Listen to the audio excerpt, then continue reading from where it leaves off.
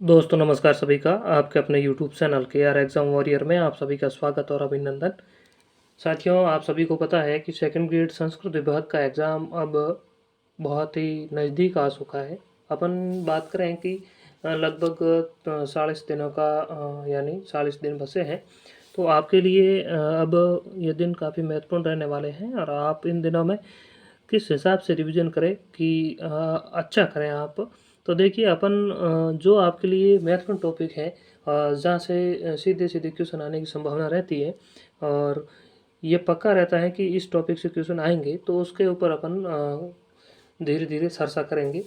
जो भी साथी इस वीडियो को देख रहे हैं अंत तक ज़रूर बने रहिएगा। आज अपन लोग भारत शासन अधिनियम 1919 के बारे में पढ़ेंगे और भारत शासन अधिनियम 1919 से एक क्वेश्चन आपके एग्ज़ाम में 100% आता है और वो एक क्वेश्चन जो अपन आज पढ़ेंगे इनमें से आपका लगभग आ जाएगा, बाहर जाने की संभावना नहीं रहेगी।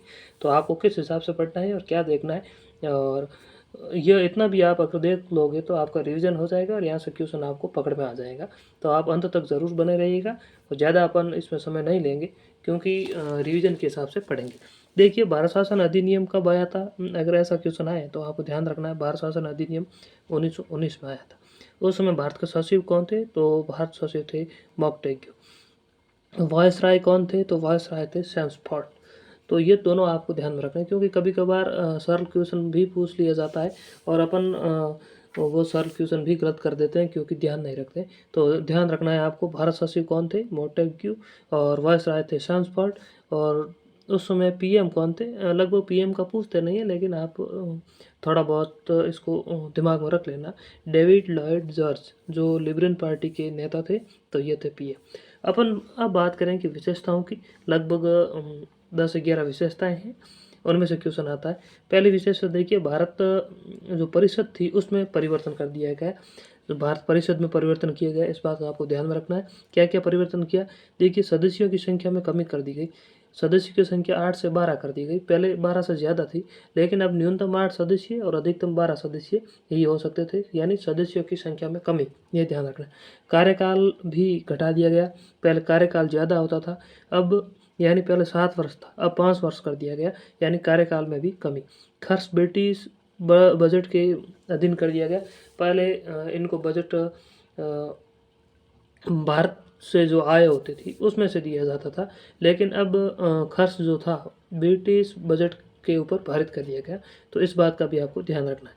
और भारत सचिव प्रांतीय हस्तांतरित मामलों में हस्तक्षेप नहीं कर सकता था, यानी जो भी प्रांतीय प्रांतों में भी जो हस्तांतरित विषय थे उसमें भारत सचिव हस्तक्षेप नहीं कर सकता था और कैग की नियुक्ति कर सकता था भारत सचिव। और एक भारतीय उच्चायुक्त पद का भी यहाँ पर सृजन किया गया, इस बात का ध्यान रखना। भारतीय उच्चायुक्त पद का सृजन किया गया और प्रथम उच्चायुक्त उस समय बने थे स्टीवन मेयर। तो ये ध्यान रखना स्टीवन मेयर का आप। तो ये पहली विशेषता होगी, यानी भारत परिषद में क्या क्या परिवर्तन हुए, आप ये 2-4 पॉइंट है याद रखना। दूसरा है गवर्नर जनरल व कार्यकारी परिषद। तो शक्ति में कोई परिवर्तन नहीं किया गया, भारतीयों की संख्या 1 से 3 की गई, यानी गवर्नर जनरल और कार्यकारी परिषद की शक्तियाँ जो पहले थी वही की वही थी, उसमें कोई परिवर्तन नहीं था। लेकिन जो भारतीयों की संख्या थी पहले 1 थी, अभी संख्या 3 कर दी गई, यह आपको ध्यान रखना है। आगे अपन देखेंगे केंद्रीय जो अपन बात कर रहे हैं विधान परिषद थी उसमें परिवर्तन किया गया। उसमें क्या परिवर्तन किया गया? केंद्रीय विधानमंडल, पहली बार द्विसदनीय केंद्रीय विधायिका की स्थापना की गई, ये बात आप ध्यान रखना। जिसमें 2 सदन बनाए गए केंद्रीय विधानमंडल में, एक उच्च सदन दूसरा निम्न सदन था। उस सदन को कहते थे राज्य परिषद यानी काउंसिल ऑफ स्टेट, इसका आपको ध्यान रखना है। दूसरा सदन था निम्न सदन और उसको कहते थे लेजिस्लेटिव असेंबली यानी विधानसभा। एक तो ये ध्यान रखना, उस सदन को क्या कहते थे?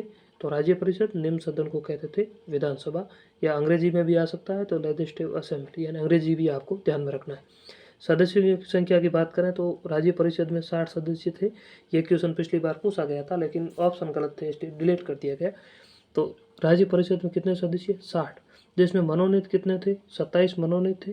निर्वासित कितने थे? 33 निर्वासित थे। ये ध्यान रखना है ये सभी संख्या आपको। और सरकारी सदस्य थे 20, कार्यकाल था इनका 3 वर्ष। तो ये बात है, कुछ मुख्य बात है, यानी 60 सदस्य थे, मनोनीत 27, निर्वासित 33, सरकारी 20, कार्यकाल 3 वर्ष। विधानसभा की बात करें तो विधानसभा में 145 सदस्य थे, जिसमें से मनोनयन यानी मनोनीत 41 और निरसित 104 सभी सरकारी थे और कार्यकाल 5 वर्ष। तो ये बात आपको ध्यान में रखनी। बाकी आगे अपन देखें तो इसमें सिखों, अंग्ला भारतीयों, यूरोपियों को प्रत्यक्ष निर्वासन दिया गया, यानी सांप्रदायिक निर्वासन दिया गया। इस अधिनियम में 7 चुनाव हुए थे। जो भारत शासन अधिनियम था इसके तहत 6 बार चुनाव हुए। कौन कौन से हुए तो ध्यान रखना, 1920, 1923, 1926, 1930, 1934 और 1945। यहाँ से क्वेश्चन एक बार पूछा गया है तो ध्यान रखना है। 6 चुनाव हुए थे। और राज्य परिषद थे, यानी जो राज्यों की परिषद थी उसके प्रथम अध्यक्ष बने थे अलेक्जेंडर मुंडीमैन। तो ये क्वेश्चन ध्यान में रखना है। और विधानसभा के प्रथम अध्यक्ष बने थे फ्रेडरिक वाइट और डिप्टी स्पीकर बने थे सत्यानंद सिन्हा। तो ये भी आपको ध्यान में रखना है। फिर अपन बात करें विधेयक, कोई भी अगर विधेयक लाना होता था राज्य परिषद और या फिर विधानसभा में तो उसको गवर्नर की अनुमति जरूरी थी। यह इसमें प्रावधान कर दिया गया था। महिलाओं की बात करें तो महिलाओं का किसी भी निर्वासन या फिर मनोनयन में कोई अधिकार नहीं था। यह बात आपको ध्यान में रखनी है। नरेंद्र मंडल की स्थापना 1919 के अधिनियम के तहत की गई। 9 फरवरी 1921 को। सदस्य थे 121, अध्यक्ष इसका वायसराय होता था। आगे अपन बात करें तो केंद्रीय और प्रांतीय विषयों में बंटवारा कर दिया गया, यानी केंद्र में विषय अलग कर दिए गए, प्रांतों में विषय अलग कर दिए गए, यानी विषयों का बंटवारा कर दिया गया। केंद्र में 46 विषय थे, प्रांत में 50 विषय। केंद्र में वही अपन बात करें वर्तमान में जो अपने बात करें केंद्रीय सूची विषय थे लगभग वही थे। फिर प्रांतीय जो विषय थे 50, उन 50 विषयों को भी 2 भागों में बांट दिया, संरक्षित विषय और हस्तांतरित विषय। तो संरक्षित में थे 22 विषय और हस्तांतरित थे 28 विषय। यह बात भी ध्यान रखनी है आप। संरक्षित में कानून, वित्त, भू राजस्व और खनिज आते थे और हस्तांतरित में शिक्षा, स्वास्थ्य, चिकित्सा, कृषि, स्थानीय स्वशासन ये विषय आते थे आपके हस्तांतरित में। तो ये विषयों की संख्या थोड़ा आपको याद करनी ही करनी है। बाकी कौन कौन से विषय एक बार आप देख लोगे तो आपको समझ में आ जाएगा। आगे अपन बात करें इसमें तो देखिए प्रांतों में द्वैत शासन प्रारंभ कर दिया गया था, आप सभी को पता है, और जिसे डायर की कहा जाता, और आंशिक रूप से उत्तरदायी शासन भी प्रारंभ हो गया था। केंद्र में अनुत्तरदायी शासन था। विकेंद्रीकरण को बढ़ावा दिया गया। पहली बार केंद्रीय बजट को राज्य बजट से इसमें अलग किया गया, भारत शासन अधिनियम 1919। मताधिकार की बात करें तो प्रत्यक्ष निर्वाचन प्रारंभ किया गया पहली बार और 10% भारतीयों को मताधिकार दिया गया था। तो इसमें महिलाओं को नहीं दिया गया था, पुरुषों को और जो शिक्षित को कुछ वर्ग थे उनको दिया गया, केवल 10% थे। केंद्रीय लोक सेवा आयोग का भी प्रावधान इसमें किया गया था। तो ये तो बातें थी इसकी। बाकी देखिए इस मतलब को 9-10 पॉइंट ही हुए हैं और ये पॉइंट आप आराम से याद कर लेना। बाकी देखिए 1919 के अधिनियम को किसने क्या कहा, देखिए तिलक ने कहा था बिना सूरज का सवेरा। तो ये बात ध्यान रखना, एक बार पूछी गई है। एनी बेसेंट ने कहा न तो इंग्लैंड को यह शोभा देता है न भारतीयों के ये अनुकूल है, यह कहा था एनी बेसेंट। केलकर ने कहा था कि भारतीय नेताओं को उनके ही रस में डुबो देने का एक दुष्ट प्रयास किया है ब्रिटिश सरकार ने, यह केलकर ने कहा था। सुब्रमण्यम अय्यंगार ने कहा था कि भारतीय इस अफीम से दूर रहे, यानी अय्यंगार कहा था जो ये दिया जा रहा है ये अफीम है, इससे भारतीय दूर रहे, यह कहा था सुब्रमण्यम अय्यंगार। और सुभाष चंद्र बोस ने कहा था बेड़ियों का नया जाल।